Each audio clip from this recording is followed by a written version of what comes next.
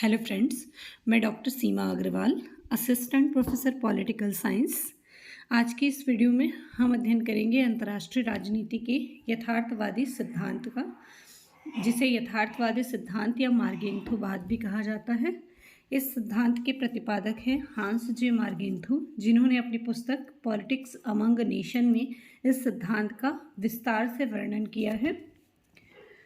यथार्थवादी सिद्धांत जो कि इस विचारधारा पर आधारित है कि अंतर्राष्ट्रीय राजनीति के अंतर्गत क्या होना चाहिए के स्थान पर क्या हो रहा है पर अधिक जोर दिया जाए, अर्थात नैतिक नियमों या नैतिक आदर्शों के स्थान पर वर्तमान समय में जो राजनीति शक्ति पर आधारित है उस पर ध्यान दिए जाने की आवश्यकता है। वैसे तो यथार्थवादी सिद्धांत जो है 18वीं शताब्दी से प्रचलन में रहा, लेकिन 19वीं और 20वीं शताब्दी में इसका और अधिक विस्तार हुआ। ट्रिट्स्की, नीत्शे, काफमैन, फ्रेडरिक्स, लासवेल, ईस्टन जैसे विचारकों ने इसके विभिन्न पहलुओं को उजागर किया और शक्ति के महत्व का प्रतिपादन किया। मार्गेंथु जो कि शिकागो विश्वविद्यालय में राजनीति विज्ञान के प्रोफेसर हैं, उन्होंने अंतर्राष्ट्रीय राजनीति के अंतर्गत यथार्थवादी सिद्धांत का पुरजोर समर्थन किया और यथार्थवाद को सही दिशा देने और दार्शनिक आधार प्रदान करने, वैज्ञानिक रूप प्रदान करने में मार्गेंथु का बहुत बड़ा योगदान है। जैसे कि स्टैनली हाफमैन कहते हैं, यद्यपि यथार्थवादी सिद्धांत के अनेक तत्वों की व्याख्या मार्गेंथु के पहले अनेक विद्वानों ने की थी, किंतु इसके सैद्धांतिक रूप का सबसे अधिक विशद और विस्तृत प्रतिपादन मार्गेंथु ने पहली बार अपने ग्रंथ पॉलिटिक्स अमंग नेशन में इतनी सफलता से किया कि यह अंतर्राष्ट्रीय राजनीति का एक विशिष्ट संप्रदाय माना जाने लगा। मार्गेंथु ही पहले सिद्धांतकार हैं जिन्होंने यथार्थवाद को सच्चे मायने में वैज्ञानिक ढंग से विकसित किया।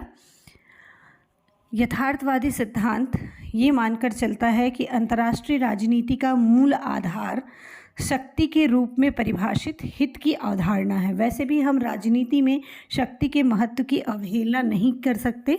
राजनीति का जो वास्तविक अर्थ है वो ही इस पर आधारित है कि जहाँ पर लोगों के बीच जो है शक्ति के लिए प्रतिस्पर्धा चलती है। अंतर्राष्ट्रीय राजनीति की अगर हम बात करें तो अंतर्राष्ट्रीय राजनीति में हर जगह हमें जो है शक्ति संघर्ष दिखाई देता है। हर राष्ट्र जो है अपने आप को शक्तिशाली बनाने में लगा होता है। राष्ट्र के द्वारा शक्ति संचय करना, शक्ति वृद्धि करना और शक्ति का प्रदर्शन करना, जिसे कुल मिलाकर हम शक्ति संघर्ष की संज्ञा देते हैं।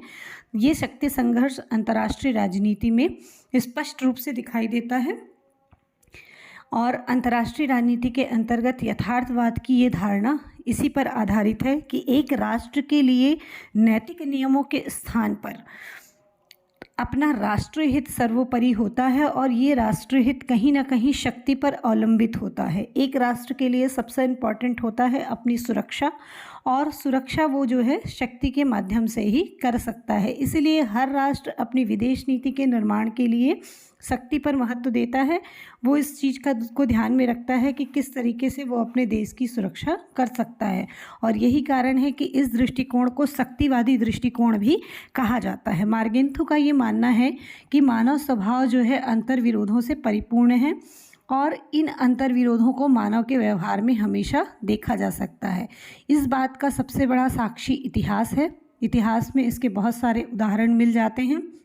मनुष्य जो है, मनुष्य की आवश्यकताएं बहुत ज़्यादा होती हैं और विभिन्न प्रकार के लोगों के बीच जो हित होते हैं उनको लेकर परस्पर जो है टकराव चलता रहता है। कहने का मतलब ये है कि अलग अलग प्रकार के लोग हैं और उनके अलग अलग प्रकार के हित हैं। सभी अपने हित को साधना चाहते हैं और इसी वजह से उनमें हमेशा जो है टकराहट या संघर्ष की स्थिति चलती रहती है, और यही मनुष्य का मूल स्वभाव है।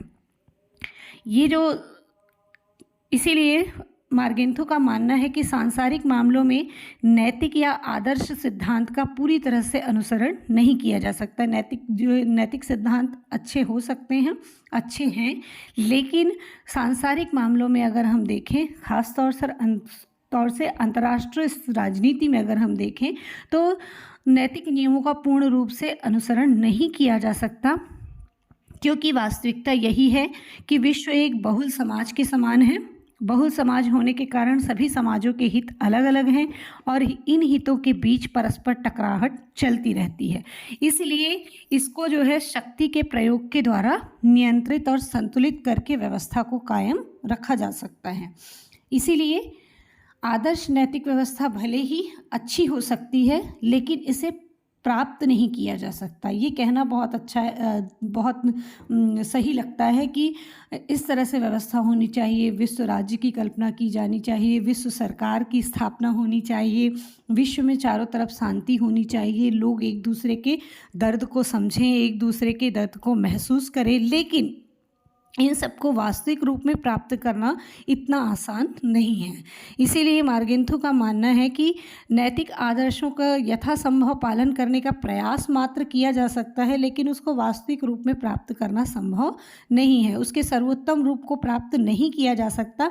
इसीलिए प्रयास ये होना चाहिए कि यथासंभव बुराई को कम किया जाए। जो वास्तविकता है उससे हम इनकार नहीं कर सकते और इसीलिए जो है वो अनुभव और तर्क को महत्व देता है।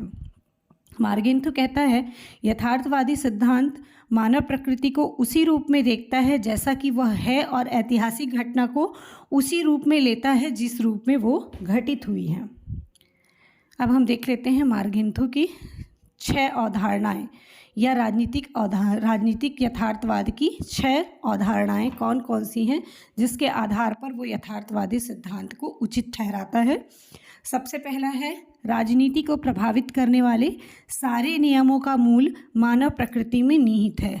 हमने अभी मानव प्रकृति के विषय में चर्चा की कि मानव प्रकृति जो है वो संघर्ष से जुड़ी हुई है। परस्पर विरोधी हितों के बीच हमेशा टकराहट होती है, संघर्ष होता है। इसी की विस्तृत व्याख्या मार्गेंथु कहता है।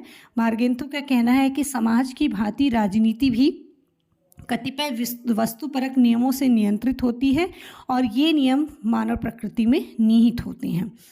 ये नियम शाश्वत हैं और अंतर्राष्ट्रीय जगत को समझने में सहायक होते हैं।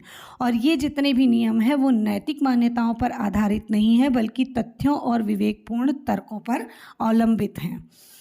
मार्गेंथु का कहना है कि राजनीति में सत्य और मत, इसमें भेद होता है। सत्य जो है साक्ष्यों पर आधारित होता है, जबकि मत जो है पूर्वाग्रह पर आधारित होता है। मार्गेंथु का विचार है कि मानव प्रकृति जिसमें राजनीति के नियम सन्निहित है, प्राचीन काल से अब तक मूल रूप में वैसे ही है, जिसको हम ऐतिहासिक प्रमाणों के आधार पर देख सकते हैं।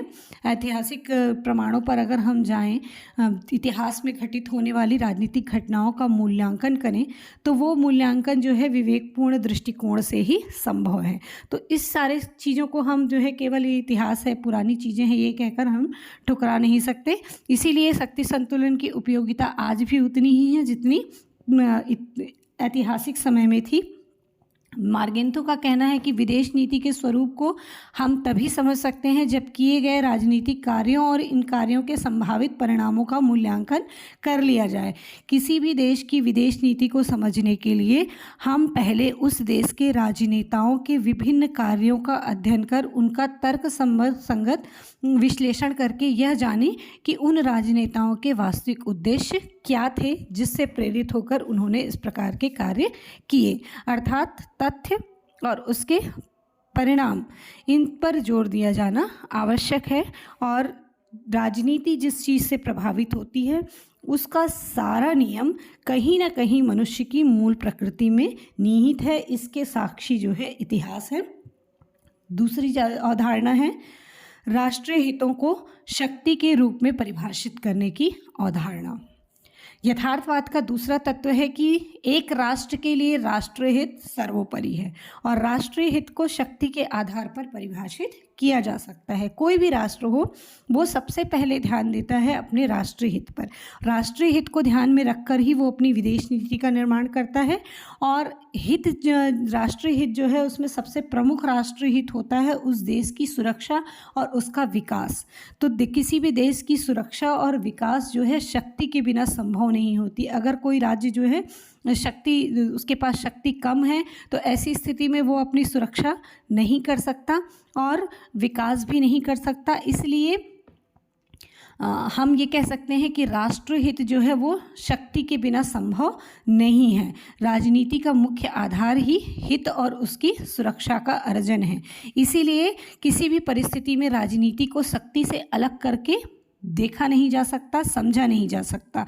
इसीलिए मार्गेंतु का ये मानना है कि विदेश नीति का निर्माण भी इस शक्ति को केंद्र बनाकर ही किया जाता है।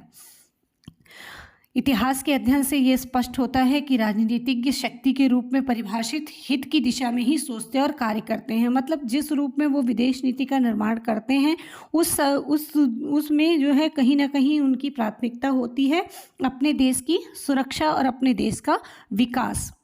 इससे इनकार नहीं किया जा सकता।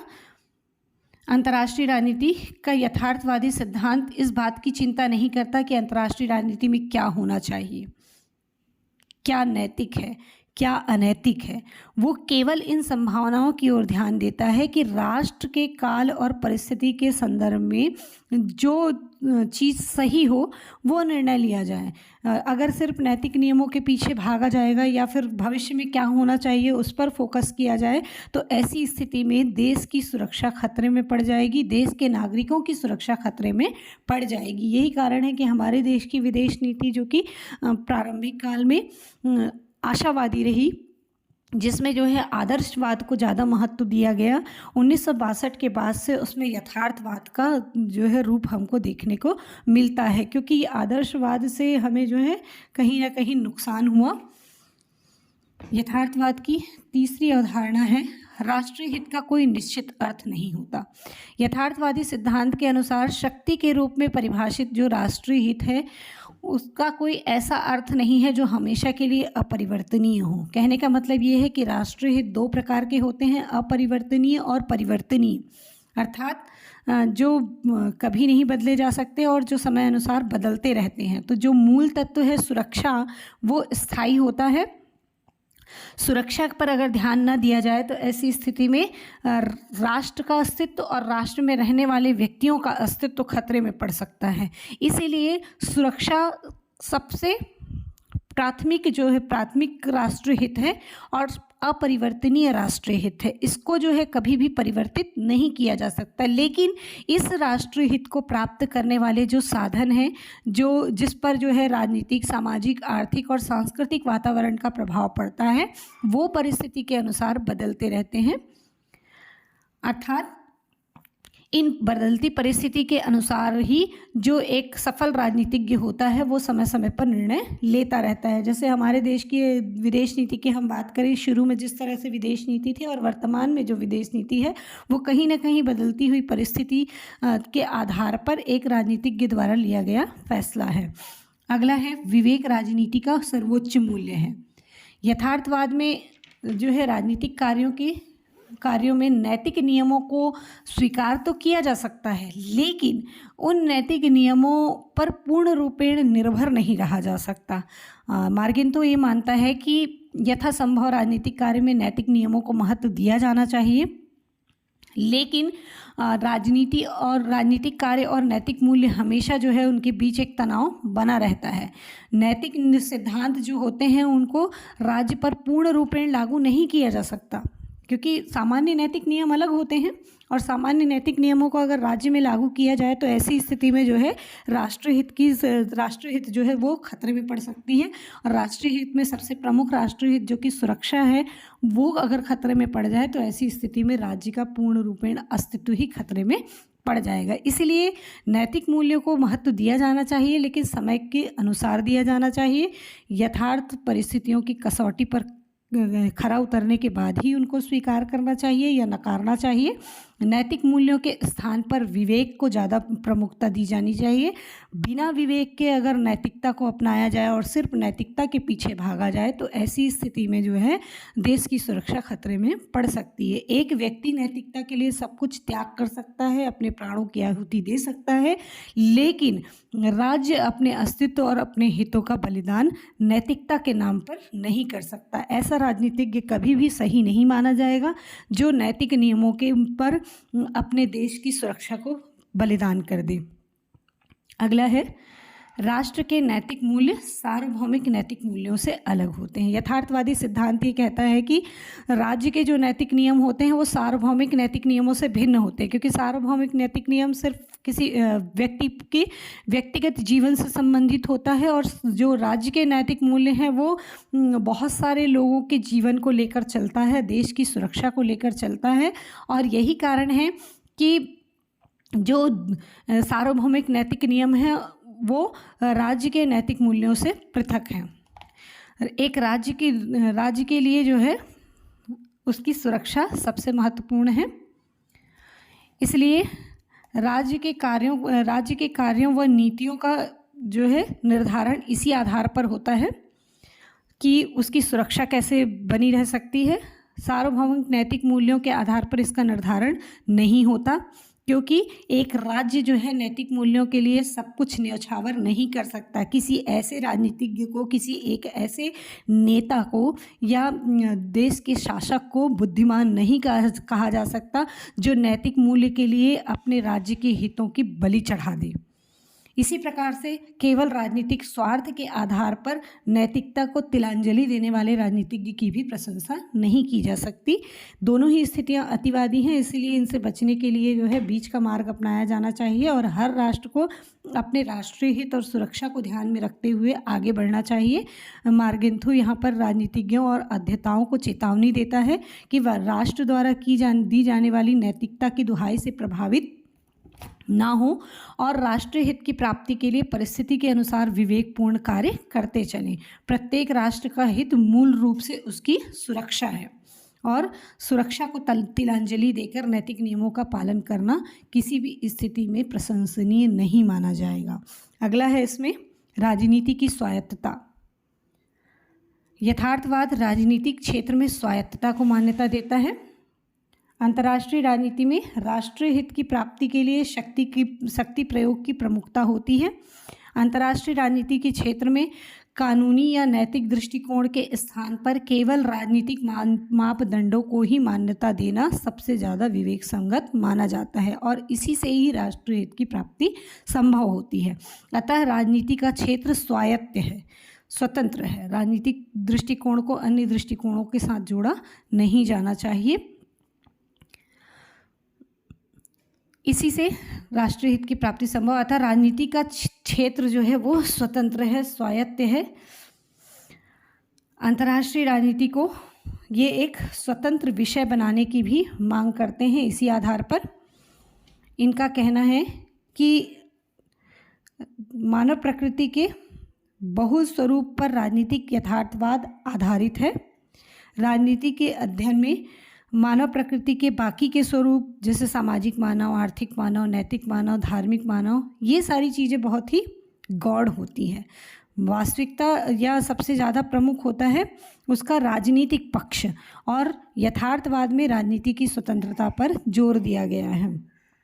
हालांकि गैर राजनीतिक तत्वों की उपेक्षा नहीं की जा सकती, लेकिन इन सभी गैर राजनीतिक तत्वों को उन्होंने राजनीति के अधीन माना है और उसका उपयोग एक लिमिट में करने की सलाह दी है। जैसे इसका एक उदाहरण उन्होंने दिया है कि चीन में साम्यवादी शासन की स्थापना हुई तो ऐसी स्थिति में नैतिक दृष्टिकोण को आड़ में लेकर पश्चिमी देशों ने चीन से पूर्ण रूपेण संबंध विच्छेद कर लिया और कई सालों तक नैतिकता के आड़ में चीन को जो है संयुक्त राष्ट्र संघ का सदस्य नहीं बनने दिया गया।